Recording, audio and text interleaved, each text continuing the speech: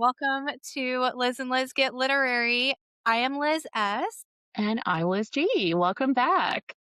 Welcome back. We It's good to be are, here. it's great to be here. It's good to see you I haven't again seen you in so long. in 3 days. We did not FaceTime for an hour this morning. No, we did not debrief for an hour, but that's fine. We're here to debrief now. It is the end of June, which is absolutely insane. It has been an absolute crazy couple of months, and we are going to talk a little bit about that today.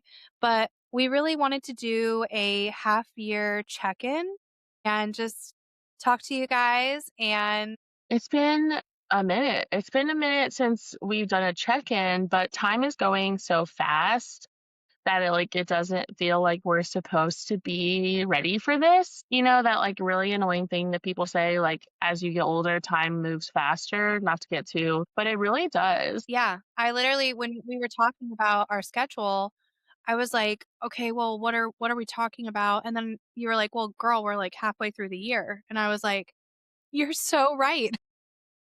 I know, I did see your life flash before your eyes. I was like, well, it's time to do a halfway check-in. You're like, huh? But it is. It's crazy. It is.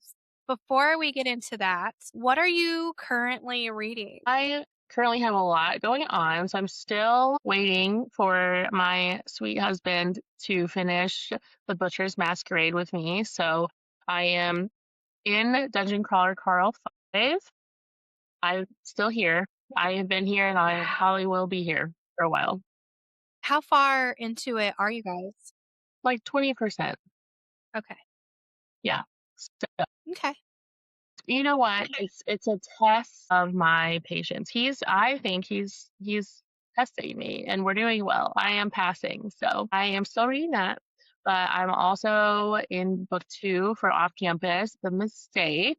So far, so good. I'm actually quite shocked by the plot line. Did not expect that at all, actually. Do you know what it's Whose book? about? It's Logan's book, right? John Logan. Yeah. And what's the plot? Well, he's obsessed with Hannah. Oh, I didn't I know didn't know that. that. Literally page 1, he's, listening to Graham and Hannah, well, trying not to listen to Graham and Hannah doing it, and he's like, "I hate this, I love her, I'm obsessed with her." I'm like, "What?" I mean, it was I alluded to in the deal, but you never see it actually play out like that. So that's interesting.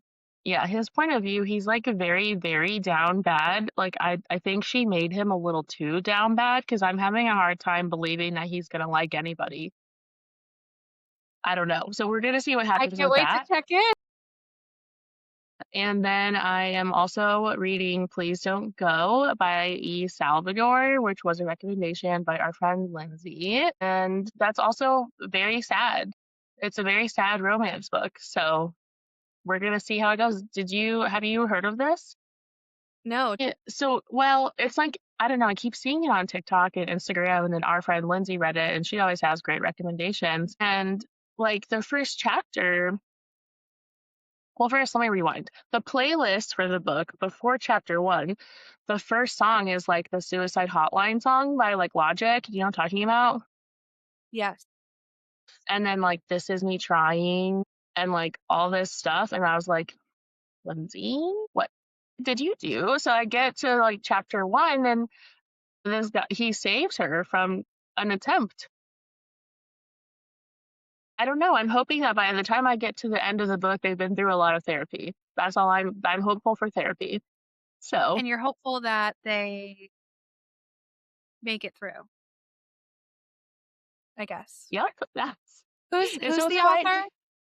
E. Salvador. Let me see. I'll put a little picture. I can put one in here, but I'll show you. Please Don't Go by, yeah. The cover, I keep seeing it. I don't know. It's this one. Wow. I mean, I like that cover. Love the cover. It's also sports. He's a professional athlete. He's a professional baseball player. Period. So all their So favorite we're gonna things, see. but sad. We are gonna see. Yeah. So I'm on quite a journey. How about you? What are you reading? So I I'm in a little palette cleanse right now because I read back to back Yesteryear, Mad Mabel, and Into the Blue, and Almost Life. Back to back to back to back. And each one of them was a very intense book in all very different ways. I don't Yes. know if you guys like saw our post, but I like had the last couple of weeks just like viral books, and they are definitely all I don't think Almost Life is as viral as it should be, but like Into the Blue, Yesteryear, and Mad Mabel are viral for all the right reasons. We'll talk about that later. So I picked up William by Mason. I'm not sure how to pronounce his last name. I thought Yeah. originally it was Cole, but it's Coile, and I have no idea how to pronounce that. I can't, yeah. For a second, I thought it was coil. Then I was like, is it French? And it's like qual. Yeah. I After don't know. But Almost Life, yes, I'm like, I don't know. But this is an AI horror. I've heard. And yes. And our friend Joe read it and he's messaged me and was like, let me know when you get to the part. And I know like the AI stuff for you is like a big anxiety. I enjoy horror AI stuff because I like to say it's preparing me. So far I'm like 30 pages in. The main guy obviously has issues, but he is the one creating the AI. His wife does not like it so far is kind of what I'm picking up. We're really just not into the thick of it yet, so I just kind of getting little things, but it's going to be a quick read. It's like less than 300 pages. I think it's like 212 or something. So, Yeah, it looks tiny. reading yeah, it's very quick, which is good. We've already met, so it's called William. William is the AI. So we've met William and he's giving me so far there's like this horror movie, it's not Jigsaw, where it's a ventriloquist doll type situation. I don't know what movie Uh, it is, I'm thinking. Dead Silence is my personal favorite ventriloquist horror movie. I'm not sure if that's the one, but I love that one. Yeah, that's what I'm like you're waiting for the head to turn. Hmm. So, reading that, and then I am also tomorrow I'm into Tomorrow and Tomorrow and Tomorrow. I started it on audio, and I quickly realized that I need to be in, like, physical book read it. So, I'm getting into that physically. And then I am also starting Butcher's Masquerade for a reread on my Kindle probably this weekend. And then I'm about to start Valley of the Moms, Fun. which is it says Motherhood is Murder, and it's a murder mystery, but I kind of have a feeling it may read a little more fiction than mystery thriller. So I'll let you know. But I thought the And cover was the vibes I'm picking up on that are more like Stepford Wives. Like it's more like drama, and then there's like some in there is the there's like vibes I get. gossip and then murder. Exactly. Which Oh my god, did you see Karen's highlights? And then, oh my god, like Stacya's husband died, and it's like, and honestly, exactly. I'm here for it. It sounds like what we need. So I think I am gonna read that William book, by the way. I don't have like AI anxiety. I just think it's the dumbest fucking thing that we could be spending our money on. But a horror book about it sounds good. So Yeah, I think you would. I think you would like it. I just, I'm nervous. It's two current events, yeah.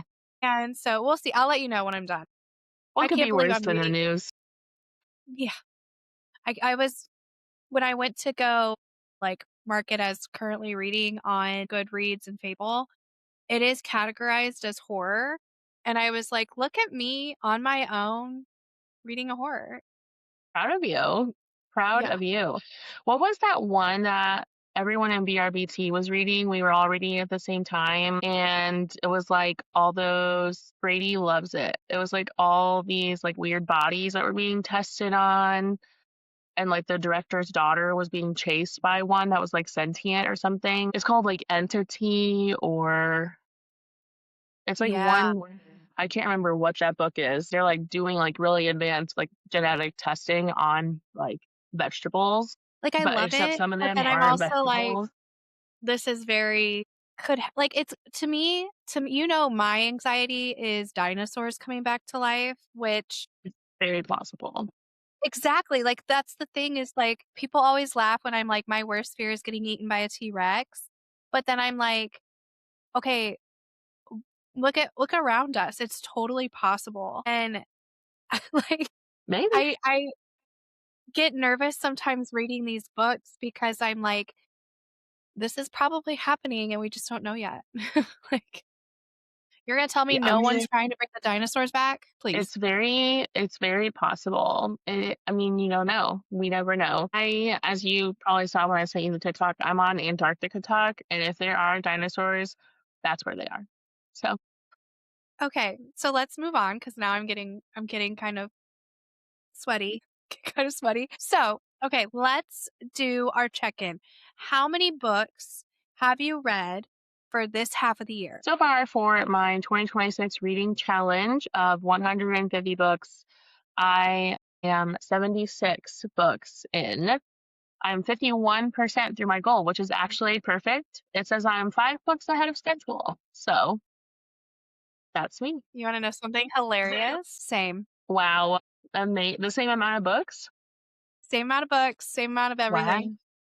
That's crazy because there's been times where like I'm reading 4 books and you're just like slagging through one because you didn't really like it, or like vice versa. So it's interesting that we ended up in the same place.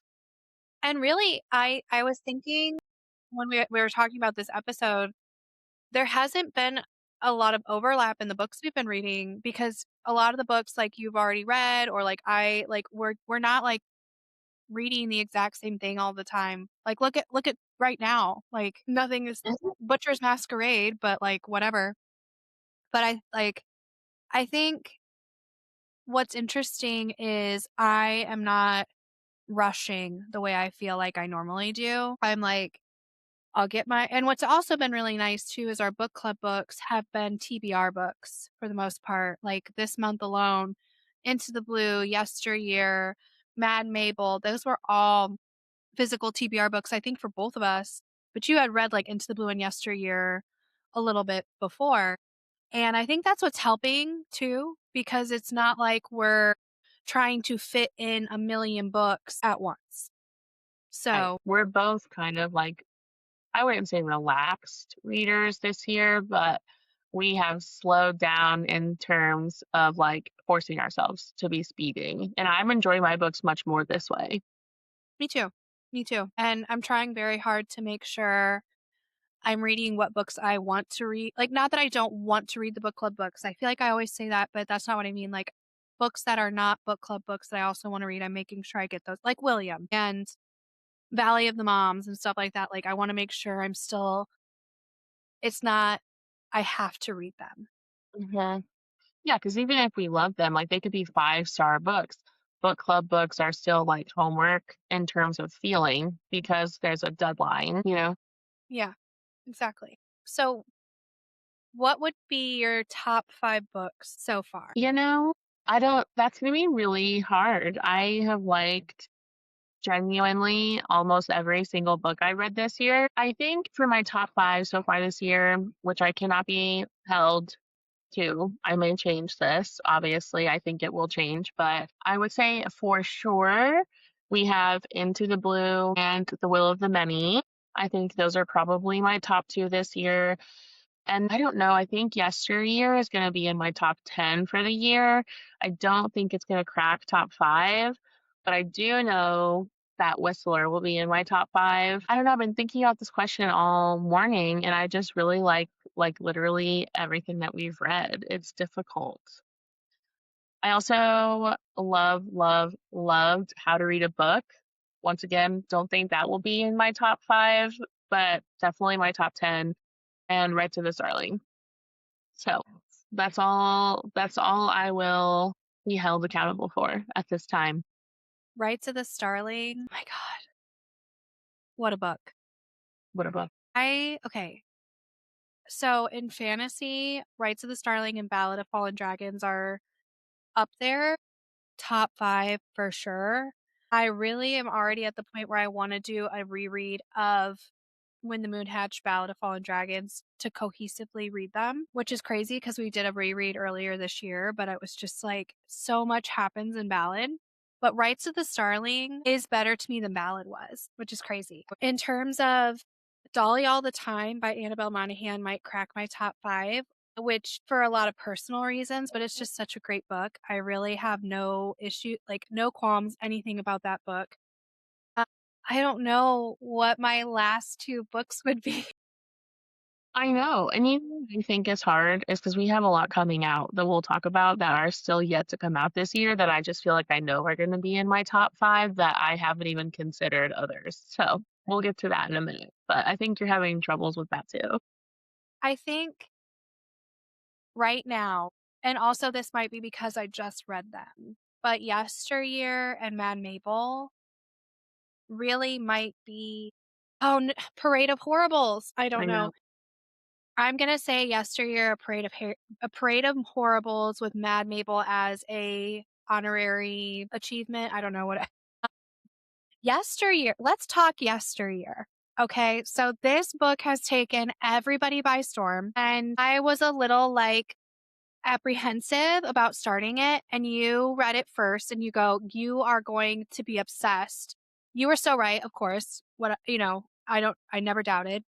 And wow, what a book. So I ask everybody who's read it, and we've had people in our DMs talking. My biggest question that I ask is when do you think this one specific twist in the book happened? When do you think it happened, right? Every single person I've asked, and it's probably up to 10 people at this point, has given me a different answer. I know.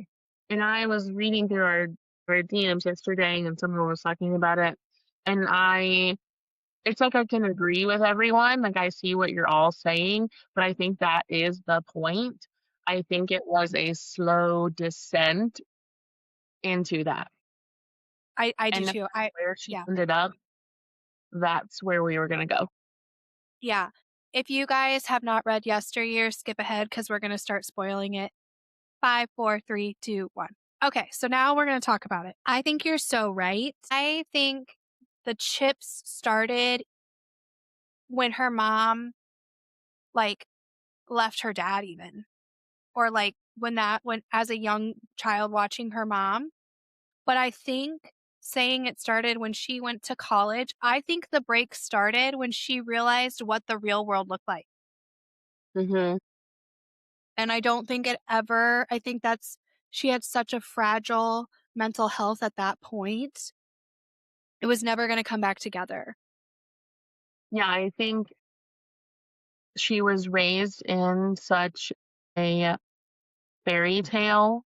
She was suffocated with those beliefs that any type of revelation of the real world was going to be a literal, like, nervous system shock for her, and then I just think the postpartum of it all was really bad. She did not need other children, and then she No. just kept going and going and going after never healing from the first child.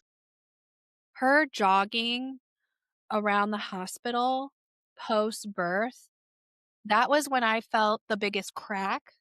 Like and it's like, you crack your neck so well and you hear it, that I was like, "Ooh, there it is," when I look back on it. Mhm. I think back to the scenes when they're in her dorm room and she's listening to her roommate. I heard, like, fist like, the small little Mhm. and then I never felt it even got close to healing, and you're so right, then she doesn't get help, and in fact, then she's taking on the burden of Caleb and his failures, and everybody's looking at her to fix everything, and taking that on top of everything else, it just kept getting worse and worse and worse, and I'm sure she had postpartum after each baby. And then Mhm. I think about her first child post cancellation, Mary, and Mary almost didn't make it, and how traumatizing that was, even just because also you're having your first birth in such a traumatic way in time. Mhm. And I'm like, I think that's when we also we get the shifts in reality almost. And you could see, like, in from even from her family and from Kate's family, they were never going to give her help. They didn't know how to help themselves, they didn't know how to help each other, and she was so good at just being a fixer and gluing everything together that no one cared that it was, like, all falling apart, and I think it is, like, a combination of forcing herself to have all those children and forcing herself to be a creator while just not being well. Like, some people are not built for the internet, and she was not one of them.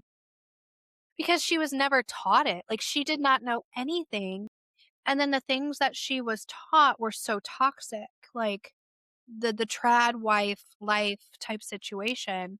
How did you feel in particular about the representation of the toxic religious aspects of the novel? I mean, it felt pretty realistic. I think obviously, just like most things, religion is a spectrum. I don't think that that's how all religious households run, but I think that the more orthodox you get, the more rigorous you treat your family, and the more standards you hold yourself and your family to, the more unrealistic they get as time progresses. I'm of the belief that, like, the old, like, King James Bible was not built to last this long. That's why they tried coming out with all these new editions, but people refused to accept them, and then so everyone in that book just created terrible goals that were not achievable in any stretch of the imagination. And when you have, like, mental illness and you are trying to achieve something that's literally unachievable, perfection, you are going to crash and you are going to burn. Yeah, And and that's when people leave religion in general because of the failures that they feel that they are having. But she was just the Delulu was strong. it and the way that the author wrote this book too is even when we're talking about it, me and you right now, I want to have so much empathy for her because I do feel there was no way she was there really wasn't any way I ever felt she was gonna go any other path, like, this was really what was set up, but while reading the book, every time I had an ounce of empathy for her, it died within a page or 2. Like, I know. it was a I feel. yeah, And it was her debut novel. So, well, I don't know. We'll see what happens. It's already been purchased. It was purchased by Anne Hathaway, and Anne Hathaway said she will be playing Natalie. So and I I can't wait. trust her. I trust Yep. her. I do. I trust Anne Hathaway, I trust she will do Natalie the way Natalie needs to be portrayed. You know, and I think the different elements of this book, the trad wife life mixed with the influencer life, all of that is was just the perfect of like I was saying earlier, current event type situation that I couldn't put the book down. I think I read it in a day and a half, maybe. And I know that's probably about I think that's what you did too, right? You were like One day. I read like one chapter one day and then the rest of the book, but I was in the middle of the woods. So I you had were. nothing else to do. I You were like literally read in a day. you're like I'm immersive reading right now. Like at any moment, I'm gonna see Kayla. You're like, is this old husband or my new husband? Oh my god. Yeah, right.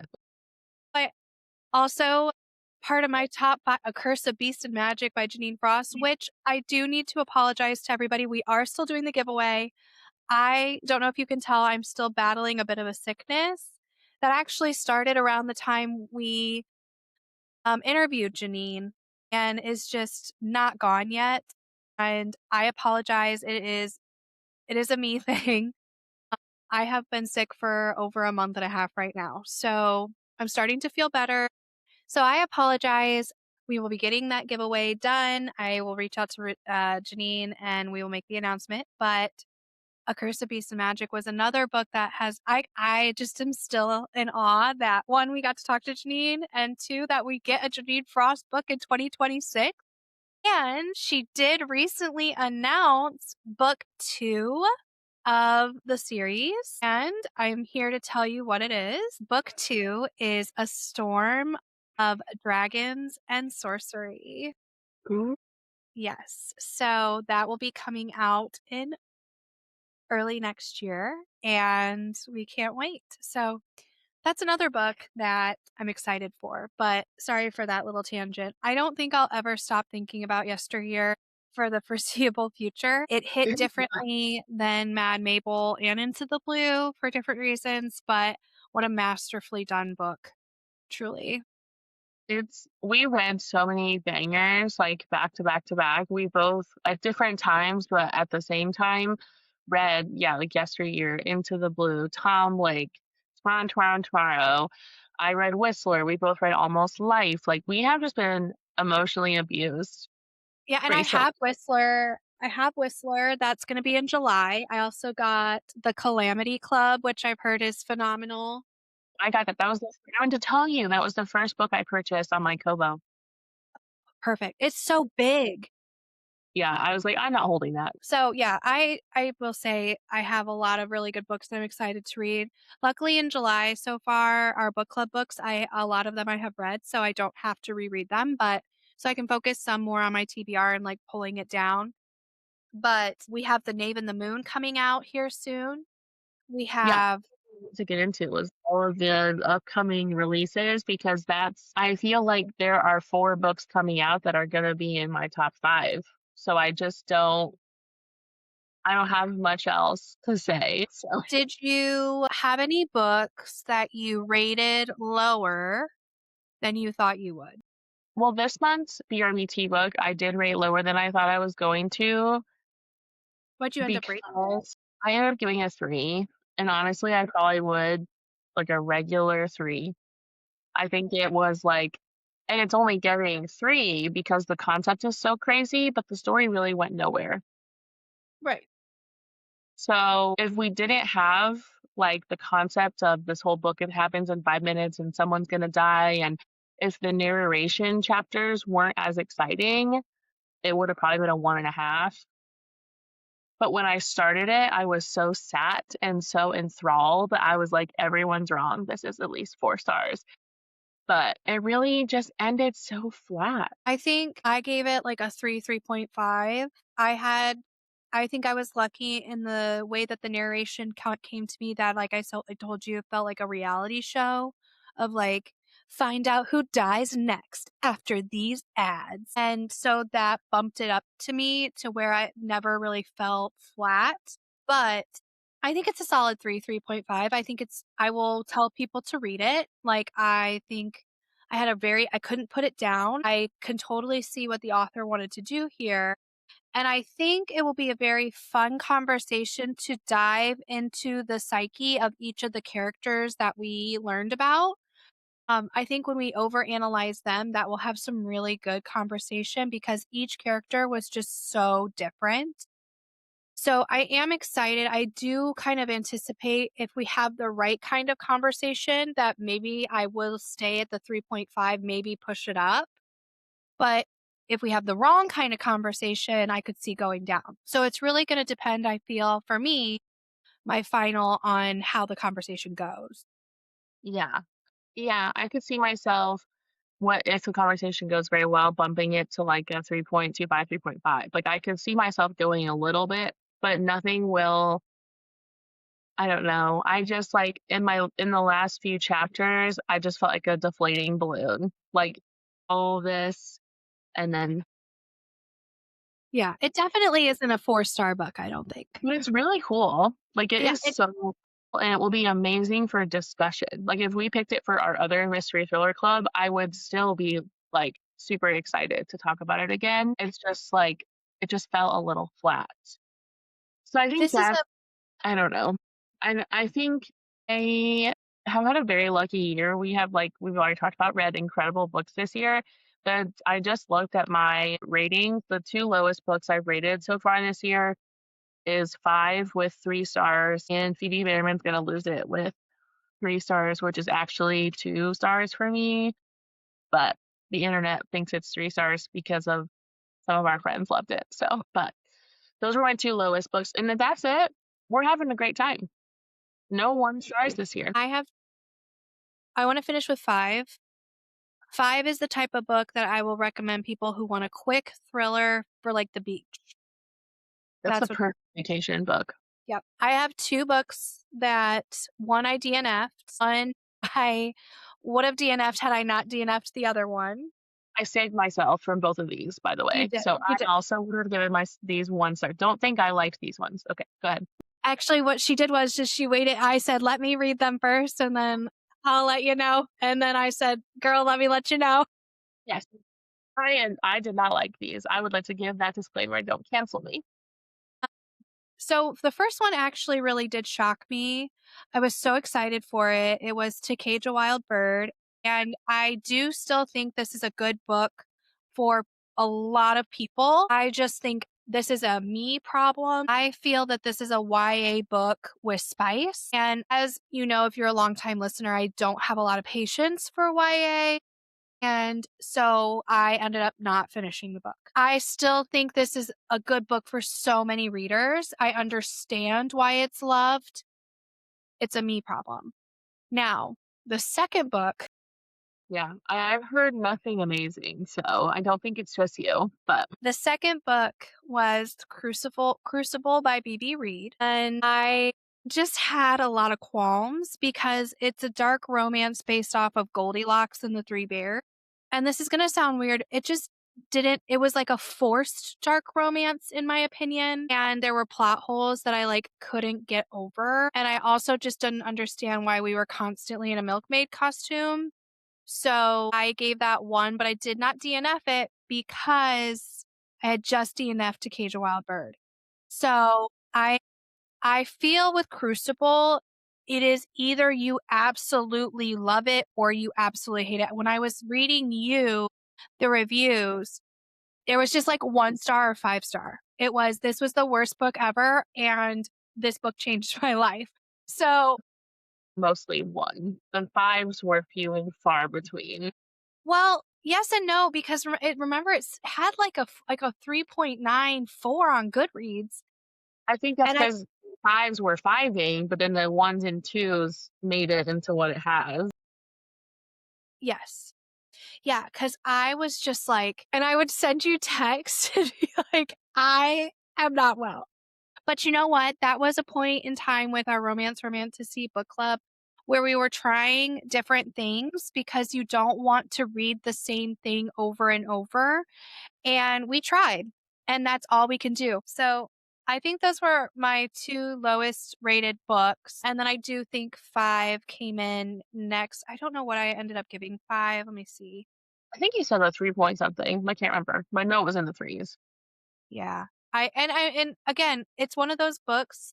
I think one of the things we've talked about is that lately it has seemed like you can only give I hate it or I love it.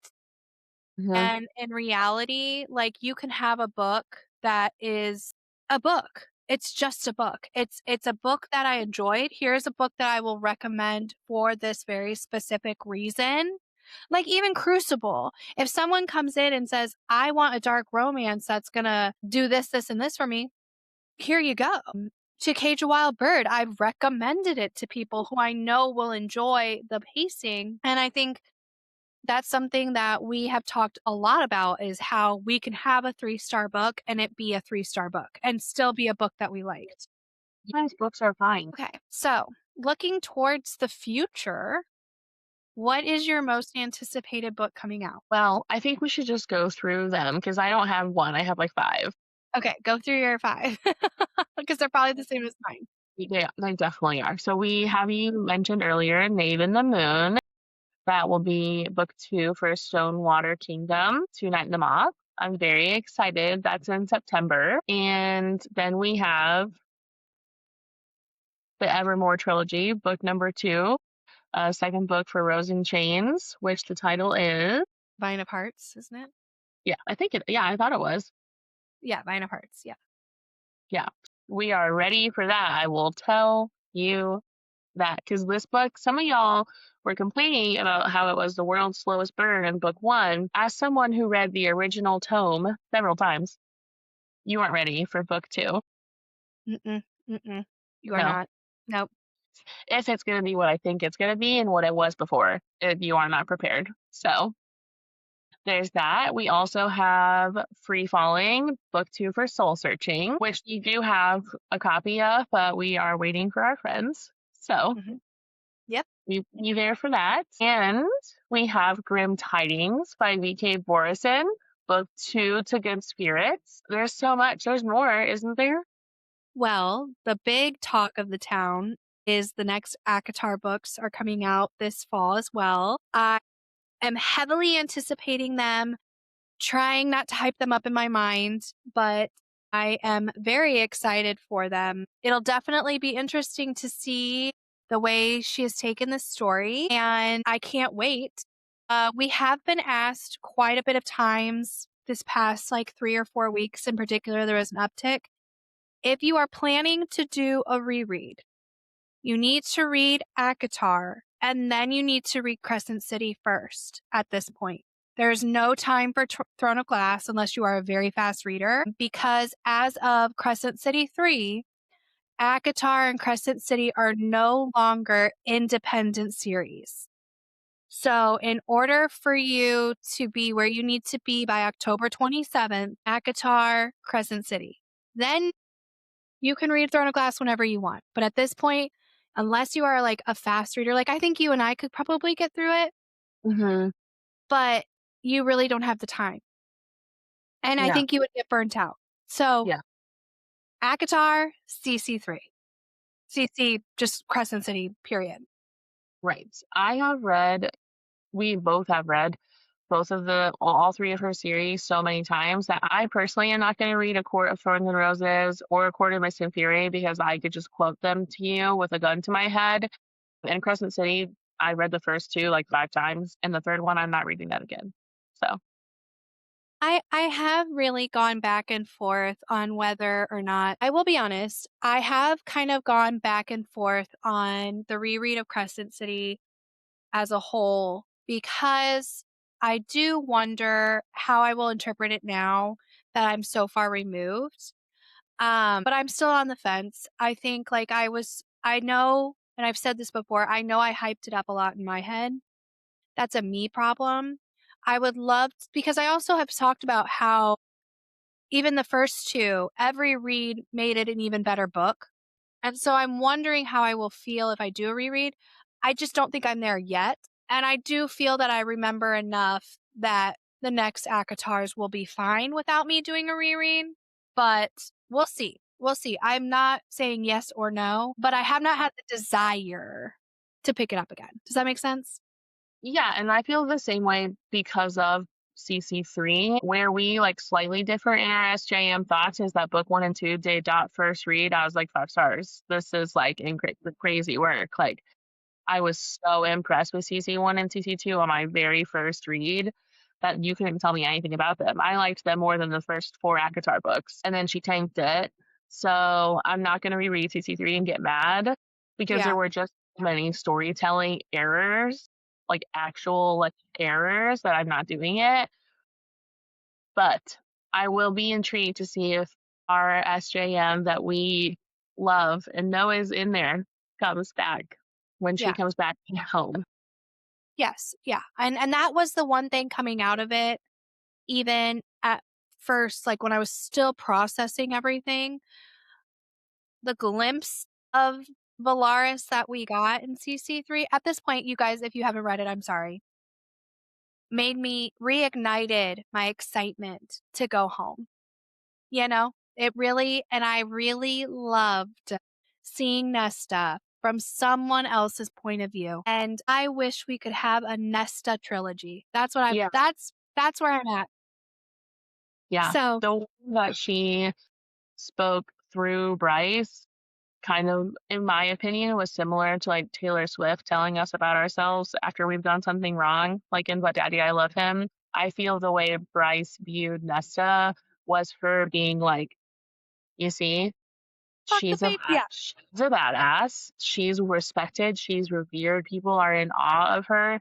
And yes, she has cold corners, but she's still a human on the ins. Well, she was a human on the inside, and I that's my girl. That's my bestie. So, and I think that Yes. whole section of the crossover at the first time in the beginning of CC3, that was the best written part of the whole book.